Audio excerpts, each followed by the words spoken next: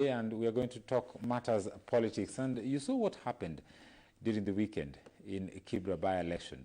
The by-election have actually turned ugly, and it's unfortunate that violence can still be seen at such a level in our political landscape or our political scene. And to help me discuss that and the BBI report, which is also out, but technically not out, if I may say that, because the report is yet to be presented to both the President and the Right Honorable Raila Odinga.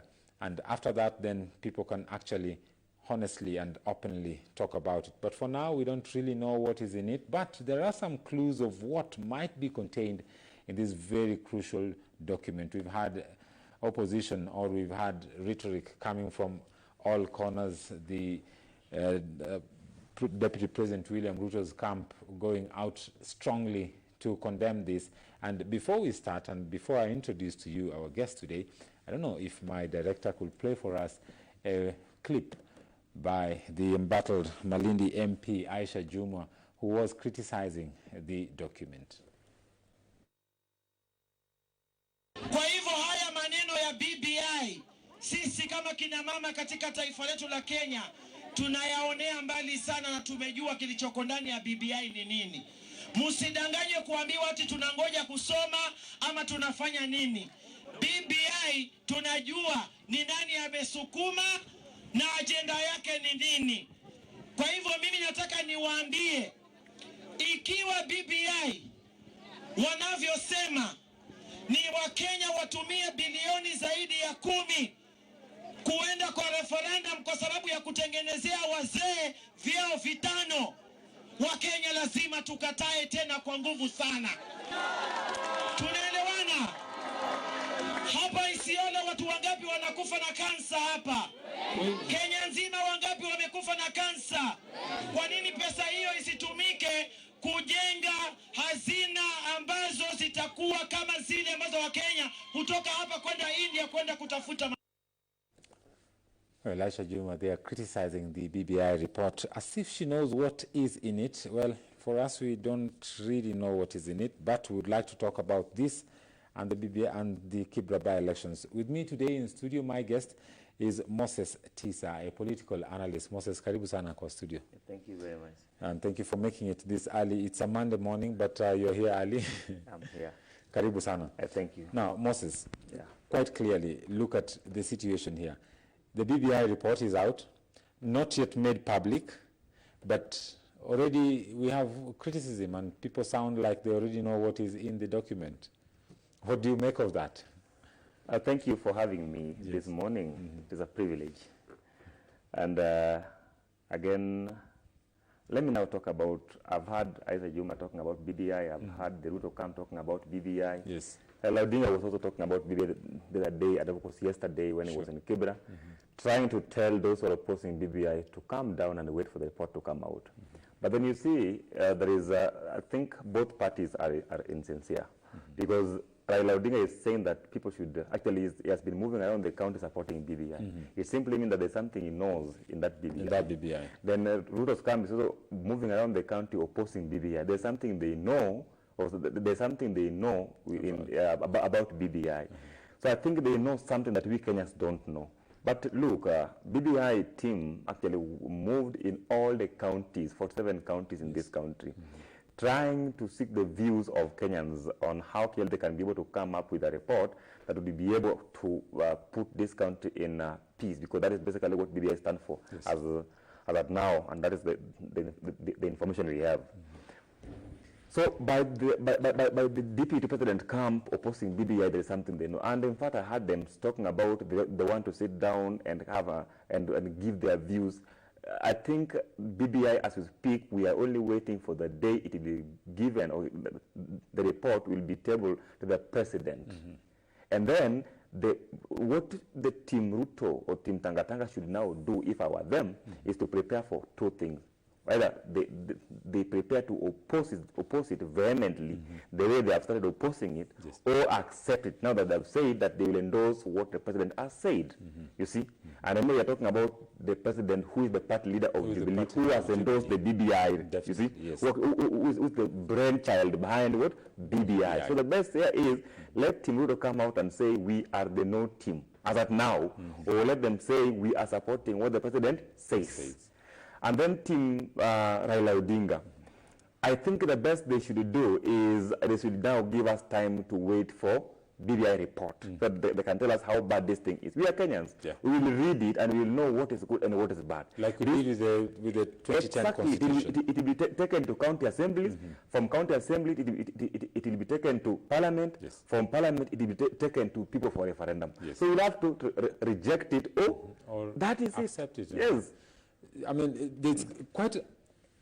The opposition is already instant and very vehement, as you, according to your own words. Yet the document has not even been tabled. So what are we looking at here? Because when the Building Bridges initiative was, actually when it was initiated, that was after the handshake between the president and His Excellency President Uhuru Kenyatta and Raila Odinga, they cited 9 points. That is ethnic antagonism and competition. They spoke about lack of national ethos. They talked about inclusivity. They talked about devolution, divisive elections, safety and security, corruption, shared prosperity, responsibilities and rights. I just want to pick a little bit of, among these 9, randomly I'll just pick. When we talk about inclusivity, we hear people like Aisha Jumwa now alluding to the fact that this inclusivity is an idea of forming 5 more positions to give wazee kazi. Is there something that they know that we don't know? And when we talk about inclusivity, is it just about creating positions? Or what is inclusivity, according to your own understanding, when you listen to such? To me, I think they're talking about how actually to do away with the winner takes it all. That you win an election. For instance, when you run for election and then you are number 2, and then the president, we have the president, and then we have his, of course, the number opposition. 2, the opposition. The opposition also has people who believe in him. Yes. And the best way for this person to serve the interest of those who believe in him, he should be in the government. So that we don't have opposition again, but we have the views and the interests of the people who voted for this particular person also represented in the government. That is what we call inclusivity, whereby we don't have a problem where you lose election and then chaos ensues. So what they're talking about is that, in fact, they're talking about creating positions. I've listened to people talking about BBI from different quarters, and some are talking about coming up with a powerful prime minister position. Who will be running the government. Talking about, of course, they're saying the prime minister will be elected by the people, you see, and he will be an MP, and this guy will be in the parliament answering questions. Then they're talking about the president who will now be actually elected by a member of parliament, you see, members of parliament. And then they're talking about having deputy prime minister on all those positions. And according to those who, the proponents of BBI, this one will create inclusivity, because those who feel left out always after every election cycle will now feel part of the government.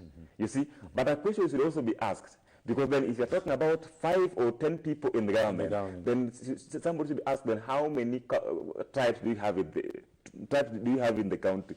And it's like we're saying, the government will have all tribes, and I believe the BBI will tell us on how we can be able to bring all tribes in government. But then when you go the tribal way, and I mean, it's a fact, we cannot run away from it. Kenya has all these different tribes, and it's really important that everyone feels included in the government. But then can we have all 42? Can we create positions for all 42 within the government? That is why, do you think it is possible? That's why I've said BBI will tell us how we can be able to have the face of Kenya. Because let's be realistic. The kind of government we have today is actually, many communities feel left out. Definitely, yes. They feel left out. Definitely, yes. You see, because they feel like only two tribes are running the government. Yes. And then you hear people are saying, The Kikuyus have done their part. Let's now have Kalenjins do their part. And then you ask question, when will Somali have their part? Sure. You see, so we should be told this BBI should address the problem affecting this country in matter ethnicity. You see, and that is why I'm really waiting for the report. After which I will come back and tell you now this report we can endorse it as youths. You see, I am also the spokesperson of the G2 Alliance. All right. The G2 Alliance is a political movement that seeks to unite all the youths in this country and fight for their interests. Now, as youths, we are also waiting for the BBI report to come out. But even before it comes out, we have our agenda and we have our views too. We really want BBI to address the problem of unemployment in this country. We want the BBI to address the poverty level in this country. We want the BBI to tell us why youth, especially the graduates, are asked to pay elbow loan immediately they step out of the university. Without getting jobs. Yes, so we have issues with the BBI because then people went there and gave their views. Even we also went there as schools of Kenya universities. You found a and chance and gave our views. So we want to see the report that is going to come out. Does it have the views we gave out? Yes. Would the views that you guys shared or tabled? Of course, one of them I've told you about ELB, and of course I'm talking about unemployment in this country, which is a menace.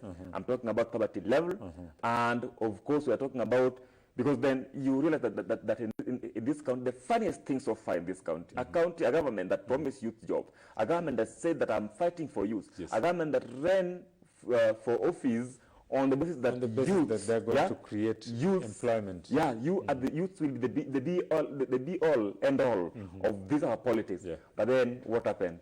We see dead people raised and given jobs. We see old people given jobs, and then you ask, where are youths? So as youth of this country, we are going to support a constitutional amendment or change that is going to address our problems. Issues.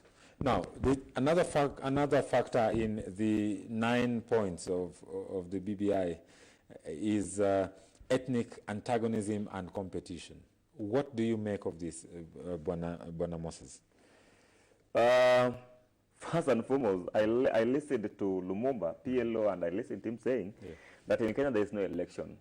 There's just ethnic census, where which community has the largest number to team up with another community to throw another community in under the bus. That is basically what happens in this country. Now, when BBI is talking about trying to solve the problem of ethnicity, of course, you see, each and every community in this country has a political tin god. Yes. And these political tin gods have the responsibility of giving the direction. For instance, Luo Nyanza, we have Raila Amolo Odinga, who whatever he says, people will follow. We have Mudavadi from Western Kenya. We have Ruto from Rift Valley, and we have Uhuru from Kikuyu. But then, if this is the case, if BBI is talking about trying to solve this problem so that people can vote based on ideologies but not on tribal line, then they should also give. We are waiting for the report on how to come up with this. On how they are going actually to do this. On how they are going to do this. But as far as I'm concerned, if we are going to have parliamentary system where the parliamentarians themselves elect the president, then I don't find it positive. I don't find it easy for them to do away with tribalism, because I'm still seeing people going to talk about we are coming from Central, we are going to elect a leader from Central. So it's not like an Omondi will be representing the Central Province, or maybe Kipiator will be representing the Kamba constituency. It is still be back to the people, and it's Omondi from Luo Nyanza and so on and so forth. And even before I answer that, before I go into that, I listened to an MP from Tangatanga side yesterday saying, if these guys come with the parliamentary system, then we are the winner. Because then we are going to, we have the majority. We still have the majority, and we elect the person we feel we can work with. And these people are, these are tribal tones. People are talking about we are going to come together as Kalenjins and they come together as Kikuyus and elect the person and Luos and elect the person we want. It is not about electing the person who is going to address the problem affecting this country. It is electing the person who is coming from the right tribe. Now, I read something very interesting on social media over the weekend, which also caused a lot of stir.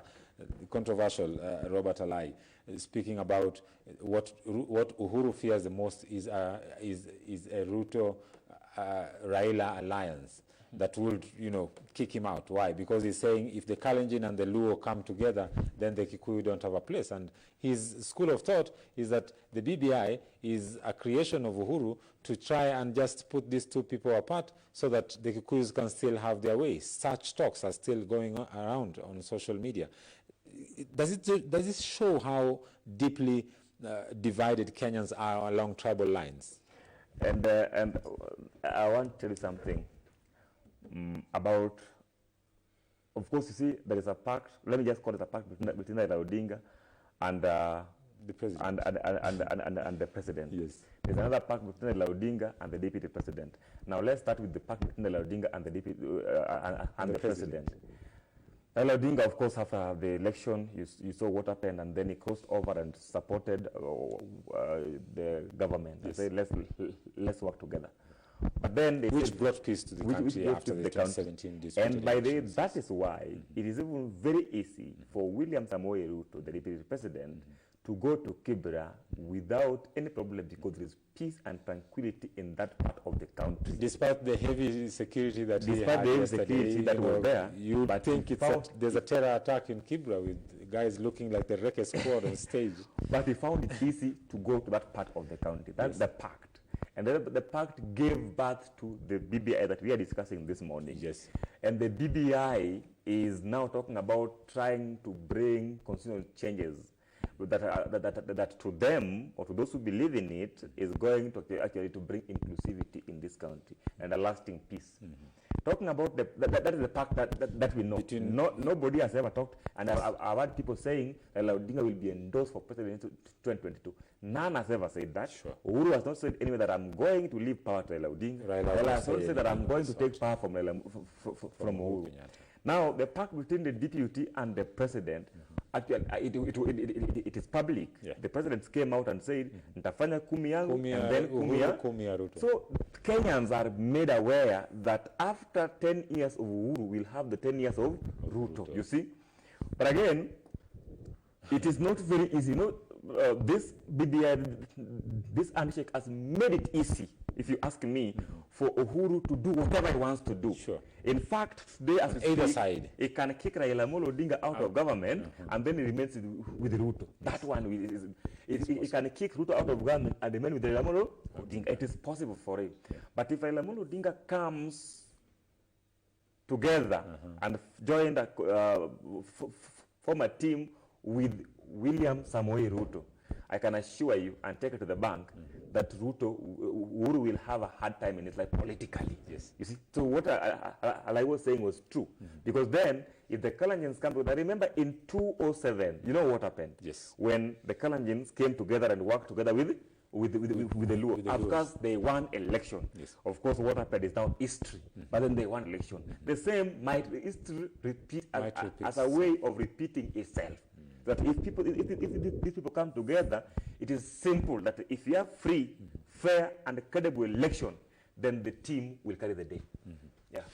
Now, another factor here that I would like to talk about as we touch on that is divisive elections. And this is something that has characterized the Kenyan general elections, I would say, for decades. For the last 4 or 5 elections that we've had, we've seen always, there's always not even 5. I mean, since the Moi era, we've seen in 1997, there were, post-election violence and clashes. How do we solve this? I mean, you as Moses, when you look at the whole situation, and when you analyze how these people are making their moves here and there, when we talk about divisive elections in the country, what do you make of that? I think divisive election is brought about by electoral multi-practices. And I think this is where the IBC, the board that is charged with the overseeing election in this country, should actually do something. Because then, this problem normally comes in when we have got election which is not free, Yes. and election which is not credible. Yes. And that is why, let me take you back to 2017. Yes. 2017, 2007, 2013, 2017. Yes. Remember, immediately after 2013, ODM Brigade went to the road and said, let us do away with what? With IBC. Because then they said the problem lies with the IBC. The Electoral Commission. Yeah. And of course, then after 2017, again, they blamed the what? The And you saw what happened. Nullification of the presidential election. So the buck stops with the IBC as we speak. That is why we have divisive politics where the winner is never announced. Now, what normally happens is that they announce who they think should be announced, not who the people think should be announced. That is the problem. And in fact, allow me to take you back. In 2002, that is when we had free and fair election where Kibra The all-star of Moi Moi. from the long term. But afterward, we've been having problems in our electoral system. So the best way, if we really have to work as a team and work as a united country, then we must do something in IBC. And IBC should come out and tell us basically what should be done. Because we've been talking about can we have credible election?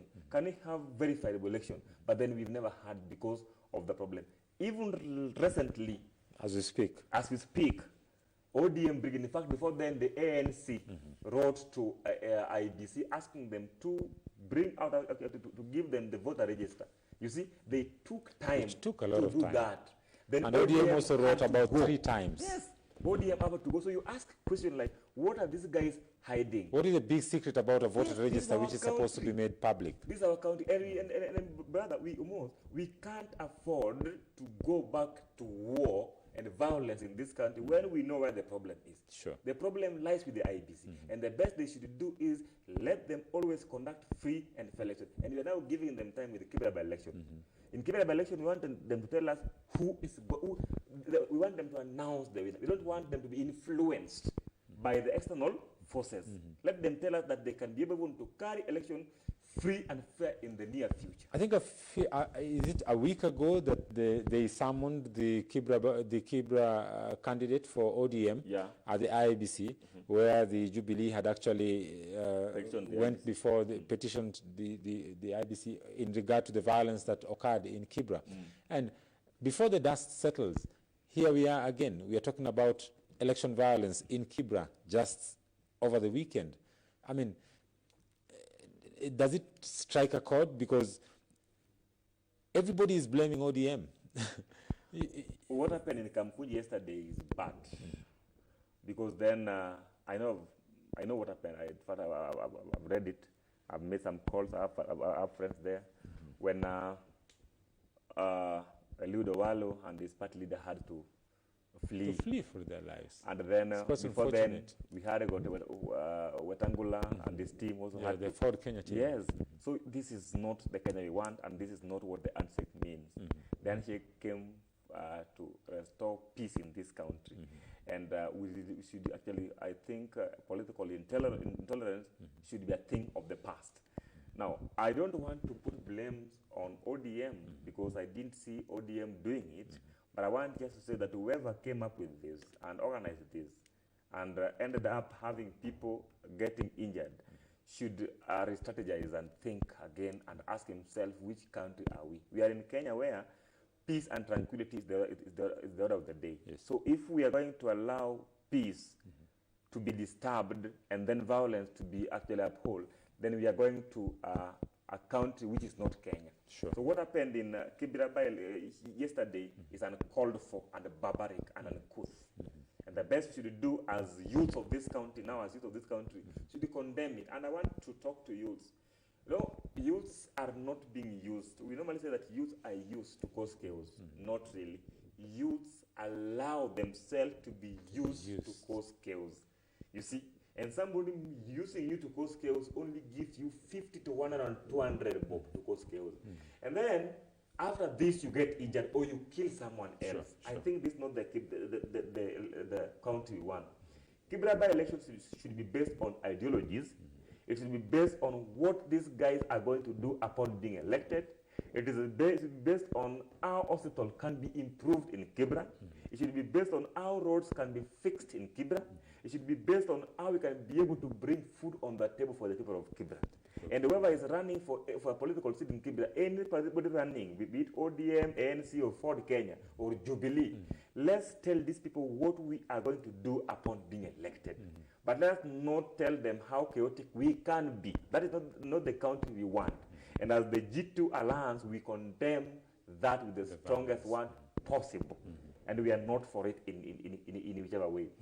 Yesterday, at the same time, I saw the DP president. Of course, he went to Kibra. Yes, he did. In fact, he had heavy security. Very heavy. And then you ask yourself, is he going to a place where he does not trust people, or is going to talk to the people to give his candidate chance to lead them? To me, I think that was not the right thing for him to do. In as much as, yes, Kibra has been chaotic for the last few days, and maybe was anticipating chaos. But then, with that heavily built people security walking around and with heavy guns, he was scaring voters, and they were left wondering, if we elect Mariga today, then, and they want to go and visit the deputy president, will it be possible? So the best we should do, let us treat these people as just our brothers, and let's go to them and ask them to support our candidate based on visions, based on ideological clarity, and based on what we're going to do for them. Maybe someone would want to argue that he had gotten wind of the violence that ensued, because had he not carried such heavy security, then probably his fate would have been the same as what Mudavadi and Wetangula did experience in the same day yesterday. Then, because you love your country, you postpone the politics. You postpone the campaign and say, I'll go when things calm down. You don't have to force yourself. Just, I've had this chaos, but I must just go because I have security. That is not how we do it. Well, Moses Tisa, political analyst. We are going to take a short break and we'll be right back. Viewer, if you're just joining us, you're watching GBS Morning Extra. And today we're discussing the Kibra politics, and also we are looking into the BBI, which has generated a lot of heat and debate. The report is yet to be released officially to the President and the former Prime Minister, Raila Odinga. And we hope that when it comes out, then it will give us also a better chance of discussing it in depth. Right now, all we can do is anticipate and just respond to what others are talking about outside there. We take a short break now. When we come back, we have more for you.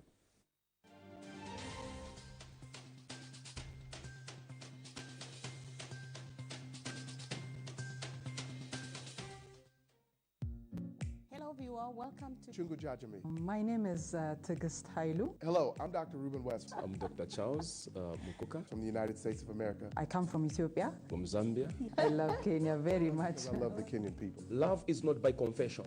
Love is by action. Come on now. When you are a husband, you are not a husband. It's very important. You can count the seeds in an apple, but you can never count the number of apples in a seed. Her phone is her phone. My phone is my phone. You only know what you know. Who forced you? The more you spend time together, the more stronger. A woman is like a Bible. Could tell me that they were born and it wasn't from a female, I'd like to know.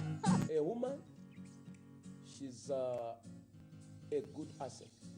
And a woman, she's a very, very good investment. When you're up, your family knows who you are.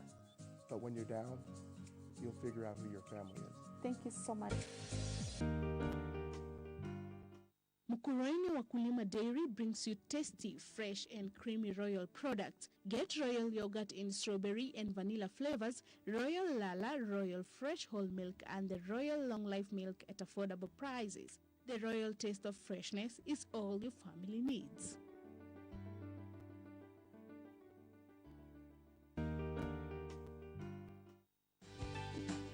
The youth, we need to change the way we approach issues. That the world out here is very harsh. I was just waiting for things to happen in life, like finish school, then just go to career life. Some people are depressed. You're not depressed because you are, you have a problem. Some people are depressed because they're frustrated. So we young people, in as much as we claim that we are denied opportunities of leadership, I think we also have to assert ourselves as leaders And one challenge that I keep telling the young people, it is the mindset. Mind education is so important in many different ways. When you go to the world, they don't ask you, are you Kakoyo or are you Luya? Hey, mimi Luya bwana, unajua huko Kakamega tunakulanga kuku. Now,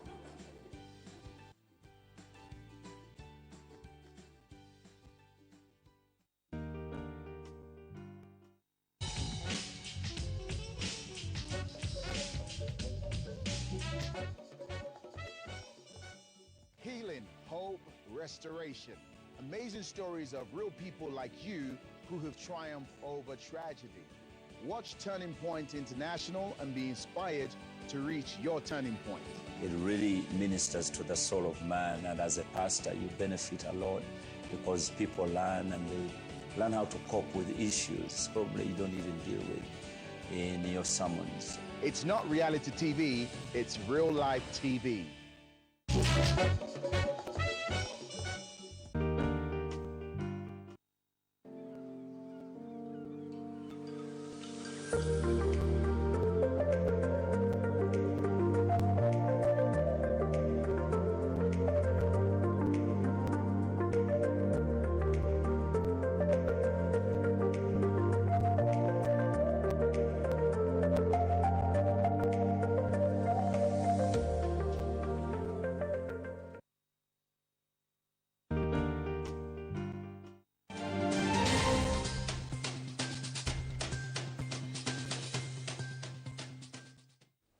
Well, viewer, thank you very much once again for joining us. Welcome back to GBS Morning Extra. My guest today is Moses Tisa, a political analyst, and we've been discussing the BBI, and also we've been looking at the Kibra politics. And right before the break, we touched a little bit on the Kibra politics, but I would like us to continue looking into this BBI thing. It's becoming very big, and there's a lot of opposition already, yet the report is not yet out.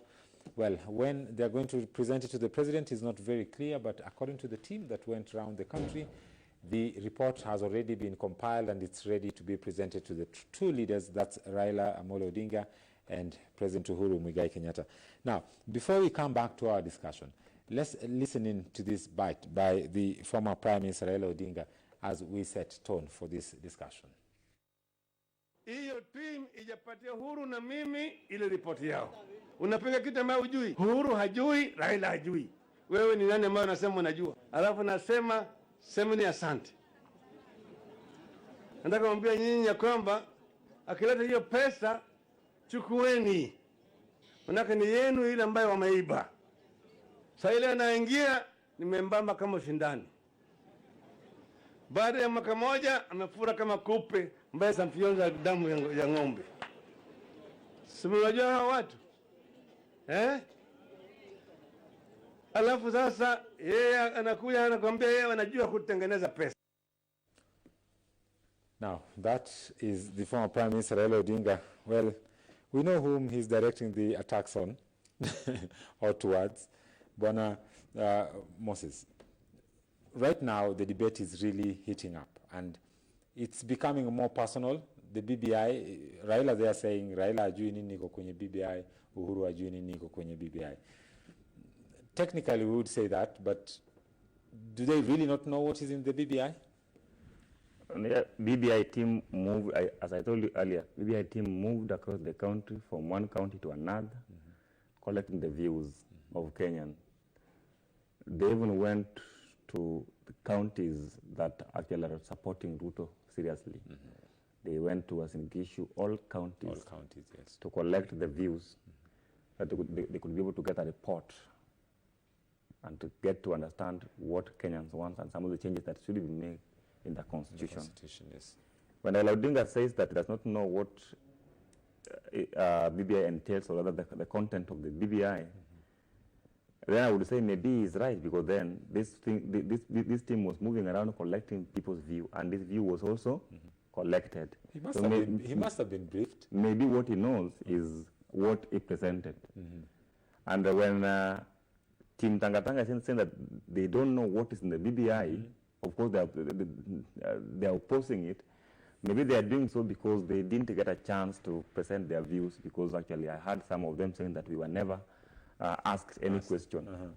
So this is again politics, because you know, somebody will ask a simple question, is that if I am supporting something, I'm supporting something because I know its content and I know more about this thing. And when the party leader ODM is supporting BBI, is supporting it because he knows what the content of whatever he's supporting. And when Team Tangatanga is opposing this report, rather this BBI, they are opposing it because they know the content of this BBI. Which they don't agree with. Which they don't agree with. So I'm not seeing, actually, I don't think there is honesty in whatever they are saying. That's why I told you, the best we can do as Kenyans is to wait until the report is tabled, or the president is given the report. That is when he will say, now, this is the content of BBI, we agree with it or disagree with it. But as I told you earlier, the youth of this country, we also presented our views. Yes. And I think I told about the views. One of them I told about health issues. One of them, and then I talked about poverty and unemployment. In the country.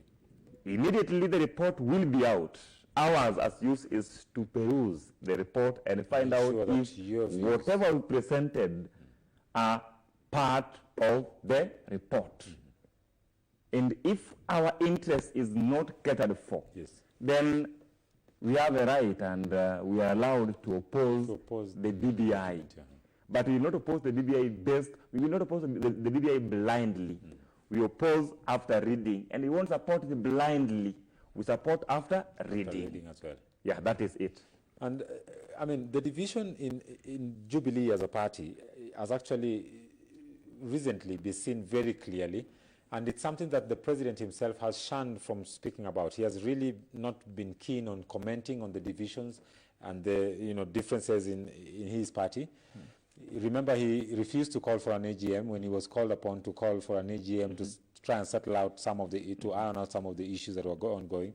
But then recently we saw something in Mombasa which was very interesting during the Mashujaa Day, that the president in his speech, as he was heading towards ending his speech, he openly called on Kenyans to wait for the BBI and support it.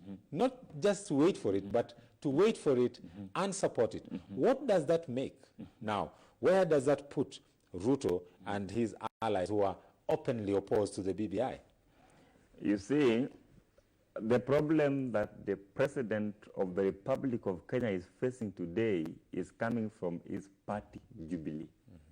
Because before then, we were made to believe that ODM or the opposition was giving a sleepless night. But today, the same ODM is supporting whatever the president says. So the only party that is giving Uhuru a sleepless night is his party that took him to power. And this is Jubilee. And in Jubilee, we have got two factions. We have got the Team Kileweke and we have got the Team Tangatanga.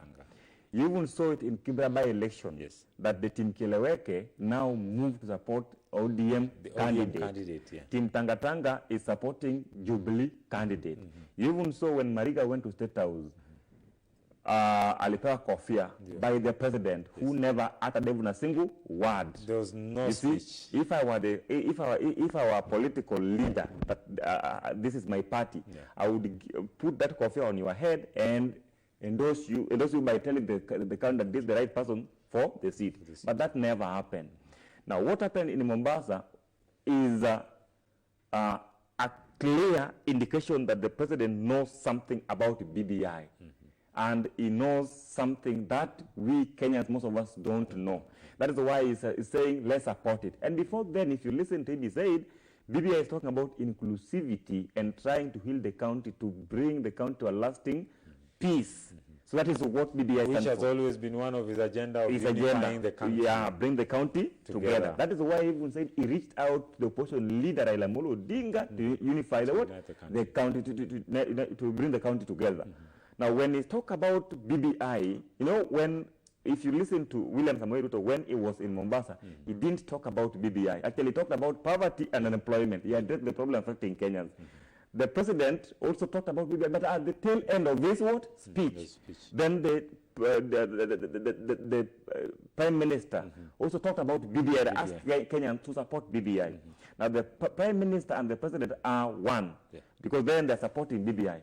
But Team Tangatanga, which is a split from the Jubilee Party, is opposed to BBI. They also know something. And if I may, if you give me a little latitude, I will tell you that to Team Tangatanga, BBI is here to ensure that Ruto is buried politically. That is what Team Tangatanga thinks. That's their school of thought. That's why they're opposing, because they're saying, like, if this BBI goes through, then our agenda of 2022 campaigning and making deputy president will not go through. It won't work. The best thing to do is to oppose this BBI. You see? So it's an impediment to them. Yes, it is an impediment to them. Then looking at again the political and the body language of the president, it tells you he does not want to go home.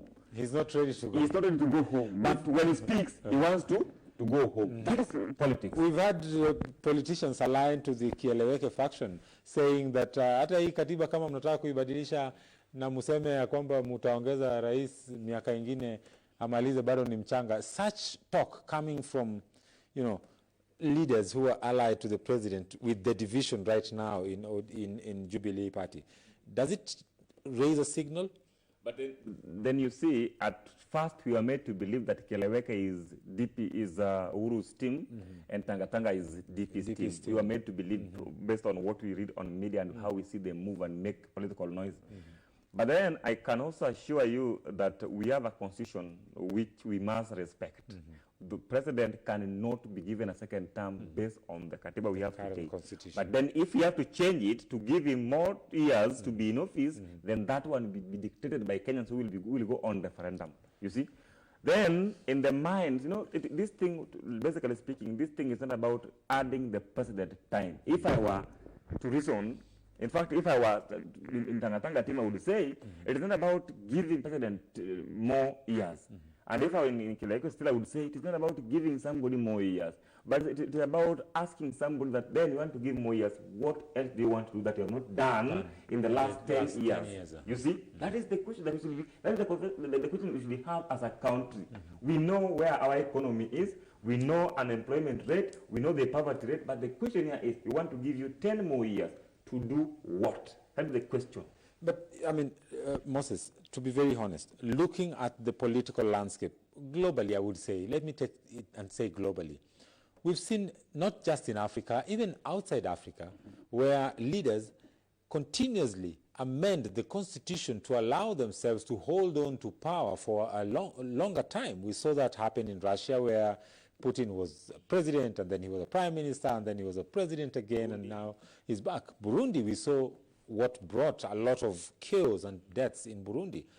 We've seen Rwanda, for instance, the constitution changing and allowing the president to occupy more time in office. The political landscape may be slightly different, but it's the same card being pulled all over again. Why shouldn't it happen in Kenya? You see, and Uhuru is very young, by the way, still very young. He celebrated, by the way, happy birthday, Mr. President. Happy belated birthday. Actually, the president is young the way you are saying. Yes. But then, actually, he has said it not once, not twice, but times without number that, look, guys, I am going home. They say that. I am going home. But then you see, is the Team Tangatanga saying, no, look, you are confusing us. Yes. You want to stay in office, and you are using Raila Odinga as an excuse. As an excuse, in fact, as a ladder to help you create a position so that you can be able to stay in power for long. And then Team Kieleweke is saying, look, President, we don't want to talk about politics at this time. Let us now focus on development. It is a political confusion everywhere. Talking about trying to actually to amend the constitution. If somebody would wonder, in which country have you ever had opposition leader coming to the government and telling them, let's amend the constitution so that we can be able to stay in power for long? Unless the same opposition leader also has an interest. You see, that let us amend it, you take this, I take this. But based on what they have been saying, they are saying, fine, look, we have been having a very chaotic election, or elections in this country. Every time we have to go to war, we must fight. Why don't we now have a government that will bring all these chaotic people together? For instance, let me just give an example. Whenever let's say we have election in 2022, and then we have Raila Odinga running for presidency, and then we have Ruto the same. Then something happened that one does not make it as usual. You see, of course, one must not. It is only one to win. We only have one winner. Yeah, one winner. Then this one will not be outside here frustrated, because he also has people who have followed him and voted for him. He will be given a position so that he can be able to represent the interests of his people. This is what they're talking about in BBI. You see? So they're talking about a parliamentary system. They are talking about a parliamentary system. When you look at most parliamentary systems out there, for instance, let's take an example of what is happening in Israel right now. Benjamin Netanyahu, he's actually unable to form a government, and he has given everything back to the president for them to decide and to find a way forward, because you need a majority in parliament, and you need those votes, and that means that governments then need to be formed in coalitions and not just as a single party. And is it the same situation that we are looking at in Kenya? Because we clearly have seen that one party has, drawing back from the history that we've seen in the past, is that a single party has not been able to win the election in Kenya. What has happened, and that is one of the reasons one would say that has caused chaos every election that we see in Kenya, because the ruling party is not able to win the election, but then because they are the ruling party, then they decide to hold on to the power even though they have been defeated. And we saw that, what NASA did.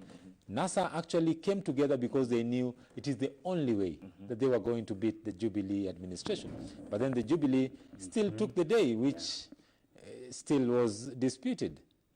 This is what I think. First, I told you about parliamentary system. They are talking about the president being elected by the parliamentarians. By the parliamentarians. And of course, I once subscribed to a school of thought. But then we'll have ODM in parliament, we'll have Jubilee in parliament, we'll have all political parties in parliament. And then the political parties will come together and say, look, let's now come together and elect the president who will serve us. This president might not be serving the interests of the masses, but serving the interests of the few people in parliament of the party. That is how, again, dangerous it might be. You see? So that's what I'm talking about, coalitions. I mean, they have to form coalitions to make governments. Coalition must be there, because I don't think it will be easy for a single political party to elect a president. It won't be possible. And I'm still seeing coalition being formed, coming up with the president. It will happen that way. So I concur with you. But again, this one again now goes back to Kenyans.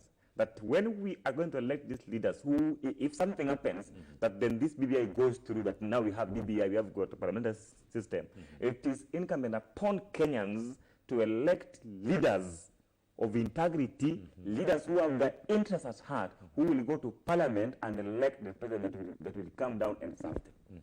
But if you elect leaders, actually based on the depth of their pockets and how big they can talk, then we will lose it. Judging from the current situation, we've seen leaders who are said to be following the monies, and that's why we have a lot of makelele here and there, and some leaders really don't even stand for anything. And another thing also, leaders who have been elected to the elective positions that they are holding today through a certain political party, but today are completely on the other side and fighting the other party. What do we make of such? I mean, is this, can we call this integrity among our leaders that we have, the crop of leaders that we have in Kenya today? Can we really say that we are really confident that they have what it takes in terms of holding up integrity? I think, in Article 6 of the Kenyan Constitution, talking about leadership and integrity. If you have to go by that today, we won't have leaders in parliament, because they have failed that test. You see, completely. By what they are saying in public, by the life they are living, they have failed that integrity test. Then there is political poaching. They're being poached. Let me give you an example of Aisha Juma. You saw Aisha Juma was in ODM. She was elected by ODM poached and went to, not even Jubilee by the way, but went to Team Tangatanga. You see? And is actually driving support for the deputy president, which is against the party constitution. You see, you should not serve the interest of another political party leaving the party that took you to power. It is unlawful. But then look at what is happening. She's doing it. And as she does it, the same people who are talking about we uphold the constitution are supporting her move, and they're saying she's right to do whatever she wants to do. You see? So if you elected leaders have become cheap. Honestly speaking, they have become very cheap.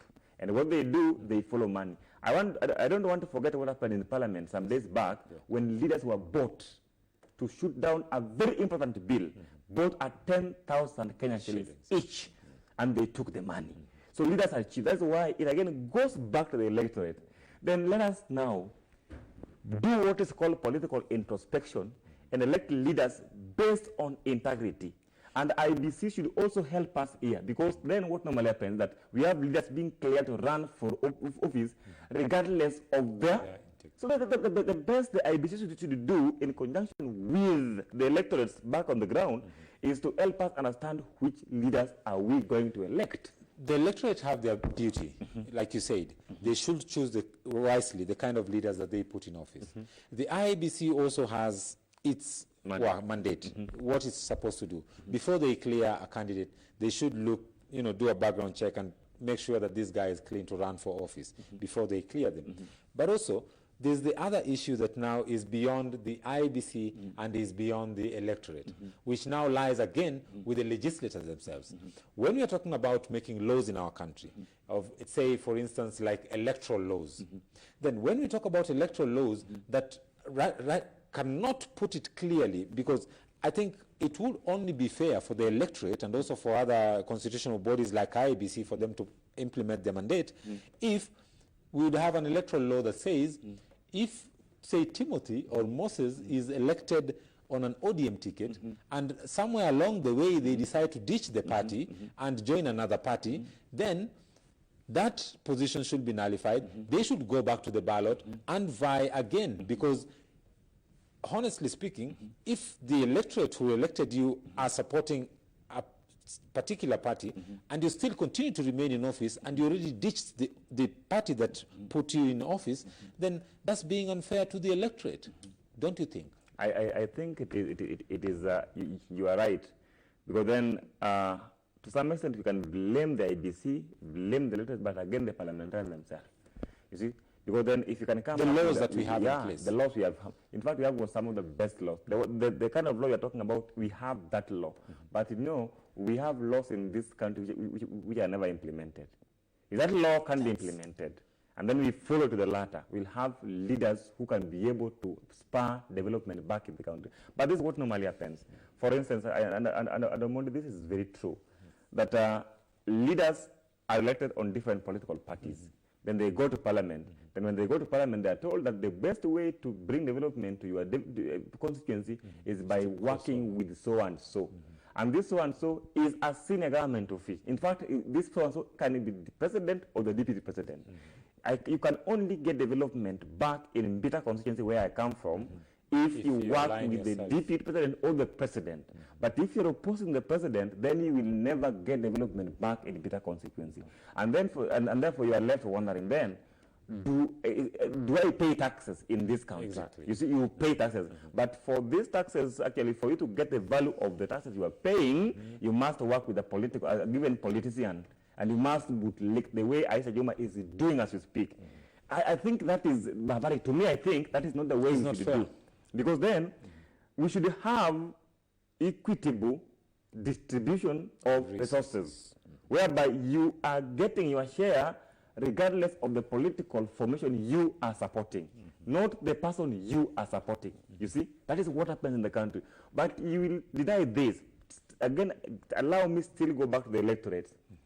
Electorates have Article 1 of the Kenyan Constitution. They have the power, the temerity, and the wherewithal to ensure that they put people in office, people with integrity.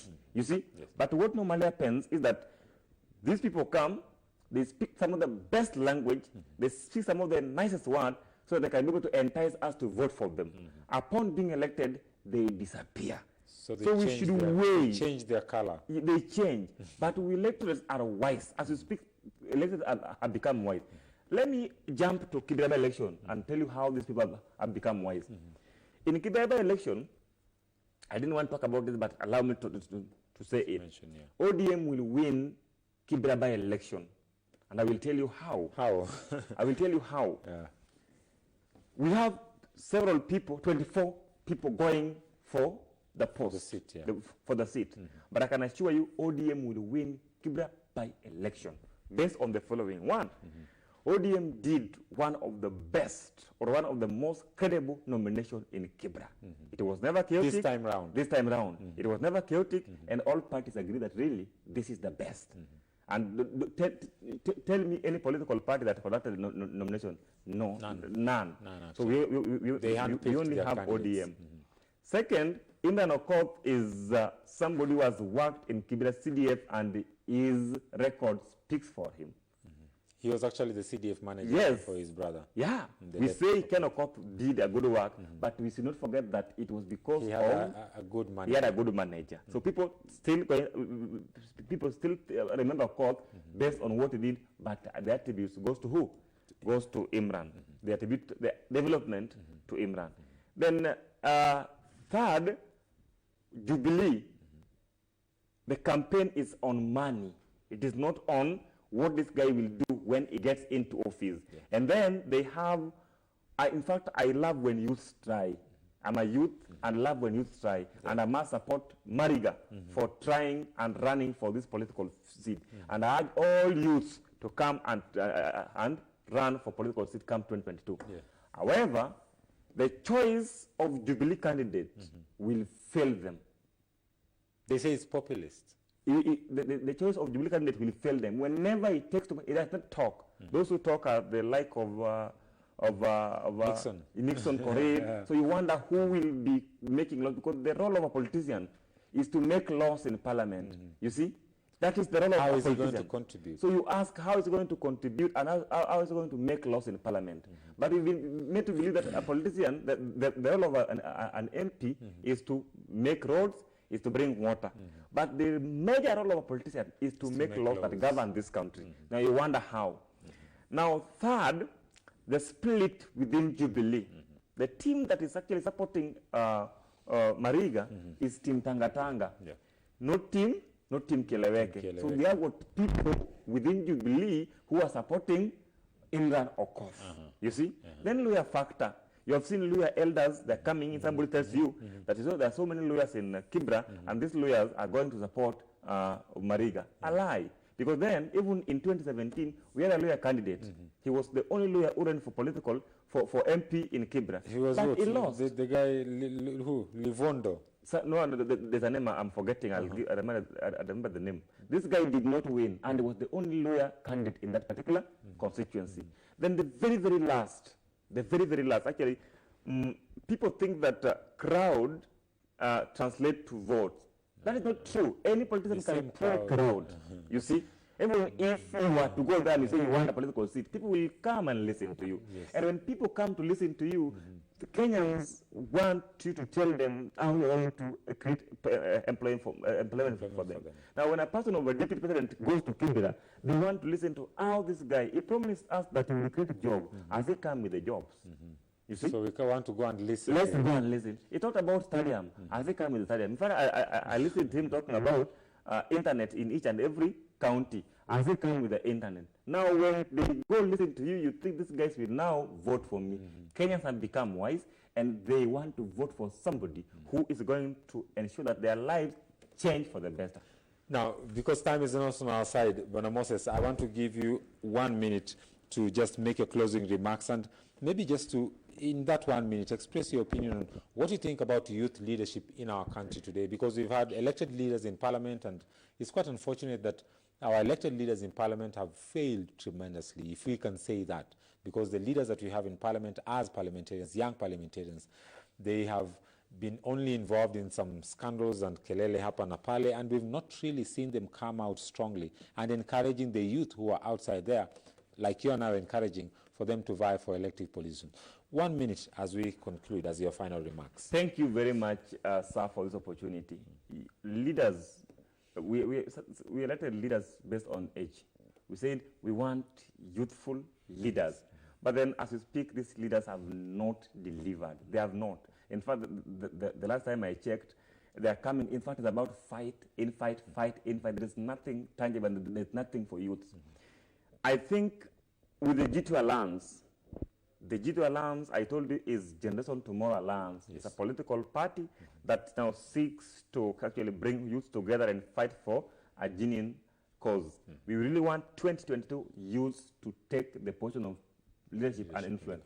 But then we are not talking about youth in terms of age, youth in terms of ideas. Because then if it is in terms of age, then we'll have the same leaders we've been having in Parliament as we speak, who have never tabled any bill in Parliament that actually is for the best interest of youth, who have never fought for youths in this country since they got into power, who have just been physically fighting but not fighting for the interest of youth. Sure. Now in 2022, we are going to have youth running for different political seats in this country. And I urge youth not to fear. Let them come out and fight for their space. Personally, I'm going to run for Senate 2022. And in G2 Alliance, in which constituency? In Homa Bay County. All right. We are going to face up with Moses Kajwang. I hope to have you here again so that we can talk about that. Yeah, so I'll run for it. I know those who are going to run for political seat. I know Obedi Mwale is also is a member of my political party that is a G2 Alliance. We have Kefa Seriko Pass. They are going for different political positions in 2022. So I support all youth to run and take this and bring development. Remember, youths, this country, we are the majority, and we cannot allow ourselves to be misused all the time by political brokers whose only interest is to use us to power. We have rejected, and 2022 is our year. Thank you very much. Thank you very much, Bona Moses Tisa, a political analyst, and as you heard himself, a strong member of the G2 Alliance. That's the Generation Tomorrow Alliance Party. It's a political party, actually. Now, viewer, we have come to the end of this segment. Thank you very much for joining us. For any comments, suggestions, or opinion, you can do that through our SMS line. That's 211-44. 211-44 is the number. You can also drop us an email on info@gbskenya.com. And remember to keep the conversation going on our hashtag. That's hashtag GBS Morning Extra. Our Twitter handle is @KenyaGBS. My name is Timothy Omondi. Do have yourself a lovely day. I'll give way now for Kevin Nyariki to come in with this Sports Extra. For me, it's bye-bye and see you again tomorrow, God willing.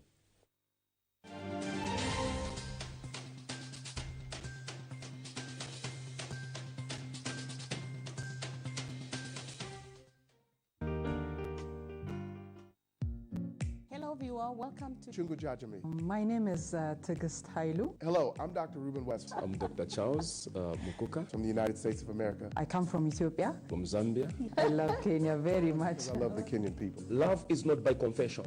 Love is by action. Come on now. When you are a husband, you are not a husband. It's very important. You can count the seeds in an apple, but you can never count the number of apples in a seed. Her phone is her phone. My phone is my phone. You only know what you know.